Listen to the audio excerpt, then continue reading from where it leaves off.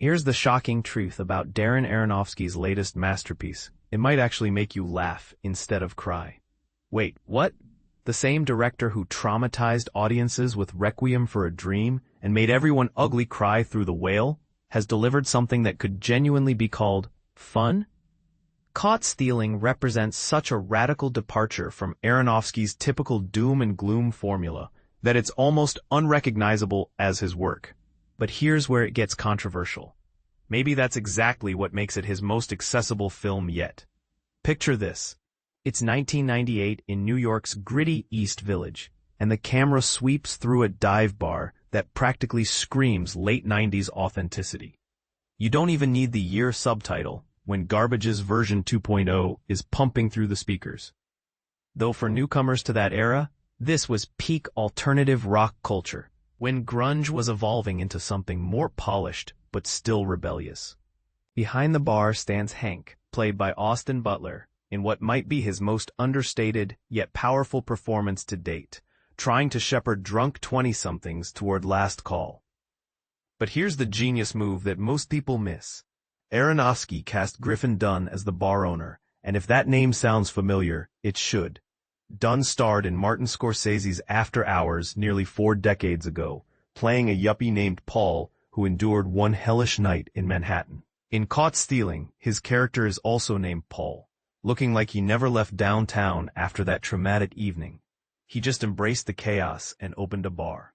It's either the most brilliant piece of metacasting in recent memory, or a coincidence that borders on cinematic destiny. Now, if you're expecting Aronofsky to deliver his own version of Scorsese's dark comedy masterpiece, prepare for something completely different. Unlike Scorsese's claustrophobic nighttime thriller, this story refuses to stay trapped in the shadows.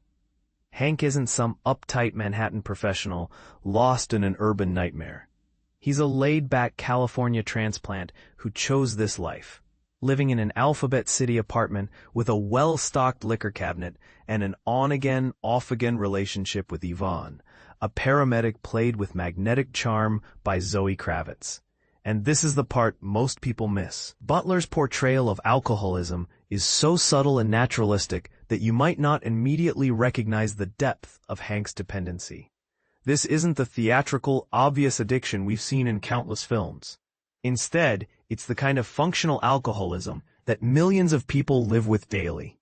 The emotional crutch that helps someone avoid dealing with past trauma. Through a series of haunting flashbacks, we discover that Hank was once a promising high school baseball star, whose dreams crashed and burned in a single moment, sending him fleeing across the country to lose himself in New York's anonymity. Here's where Aronofsky shows remarkable restraint, especially compared to the heavy-handed emotional manipulation of The Whale. Working again with source material from novelist Charlie Huston, who adapted his own work for the screenplay, the director seems to have found a lighter touch. Unlike his earlier films that assault viewers with relentless style and symbolism, Caught Stealing feels more grounded, more human. Could it be that Aronofsky is finally learning to trust his actors and story over his directorial flourishes? But here's where it gets controversial. Just when you think you're settling into a quirky crime caper, everything goes sideways. The catalyst arrives in the form of Russian thugs, hunting for Hank's Mohawk neighbor Russ, played with manic energy by Matt Smith. When Russ suddenly bolts to London to visit his dying father, he leaves behind more than just unpaid rent. He's apparently hidden something valuable that various dangerous people desperately want to find. Through sheer bad luck, Hank becomes the target of a beating so brutal it permanently alters his health and forces him into unwanted sobriety. Think about that for a moment. In most films, getting clean is portrayed as a triumph. Here, it's literally beaten into the protagonist. What follows is a parade of increasingly bizarre characters, all seeking Russ or whatever he's hidden. A determined cop played by Regina King, a smooth-talking gangster embodied by Bad Bunny in his most dramatic role yet, and, in perhaps the film's most unexpected casting choice, a pair of armed Hasidic Jews played by seasoned veterans Liev Schreiber and Vincent D'Onofrio. For those unfamiliar with crime film conventions, this setup typically leads to either darkly comic mishaps, Think Coen brothers. Or stylized action sequences, Guy Ritchie territory. But here's where Aronofsky's approach becomes genuinely puzzling and potentially frustrating. The tone keeps shifting, like a broken radio scanning between stations. Scorsese mastered the art of weaving pitch-black humor into violent, tense material, creating moments that make you laugh, even as your stomach churns. His films, like Goodfellas or The Departed, feature more genuinely funny moments than most actual comedies, precisely because the humor emerges organically from the character's desperation and delusion. Caught Stealing does earn the dubious honor of being Aronofsky's funniest film, which, granted, isn't saying much when your competition includes the devastating Requiem for a Dream or The Pretentious Mother. There's even a brilliantly unexpected bar sing-along sequence featuring a late 90s hit that would feel completely absurd in any other Aronofsky film, yet somehow works perfectly here. So why doesn't it all come together seamlessly? And this is the part most critics won't admit. Maybe the problem isn't execution, but expectation. Perhaps it's the source novel driving certain hellish plot developments. Or maybe Aronofsky simply struggles to properly set up some of the story's more extreme turns. Regardless, several major pivots intended to raise dramatic stakes actually deflate tension instead, transforming Hank from a scrappy underdog into something approaching a victim. These tonal windlashes slow down the physical comedy that made Butler's performance so engaging in the first act. Yet here's what nobody can argue with. Austin Butler absolutely commands every frame he's in. The man has evolved into a legitimate movie star, moving with athletic grace even when his character is hobbled by injuries. His chemistry with Kravitz feels authentic and lived in, particularly in scenes where she playfully mocks his West Coast sensibilities while navigating Giuliani-era gentrification complaints. Butler's angular features and haunted body language communicate Hank's suppressed guilt and emotional barriers without requiring heavy-handed exposition, which makes it all the more frustrating when Aronofsky occasionally piles on unnecessary dramatic weight anyway. By the midpoint, the punishment inflicted on these characters reaches levels that might make even Scorsese question whether enough is enough. Yet somehow, remarkably, Caught Stealing maintains its entertainment value throughout these brutal developments.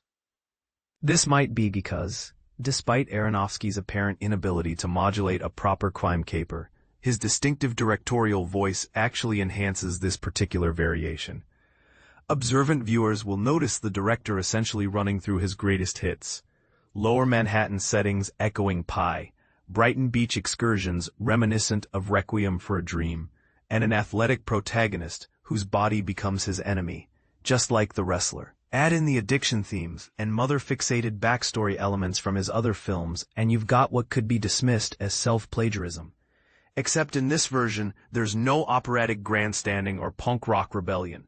Just grunge-era authenticity perfectly matched to the late 90s alternative soundtrack. Maybe those jarring tonal shifts aren't bugs, but features. Perhaps some part of Aronofsky genuinely wants to create a darkly comic crime romp, while another part keeps pulling him toward the psychological darkness that made his reputation. This constant tension between comedy and tragedy, between hope and despair, creates a stop-and-start rhythm that makes Caught Stealing feel less like a descent into hell and more like a genuine, messy recovery process. Imperfect, non-linear, but ultimately human. The result is an unusually balanced portrait of New York City itself. This isn't the romanticized, pre-gentrification paradise that some nostalgic films present, nor is it the urban hellscape of Aronofsky's earlier work.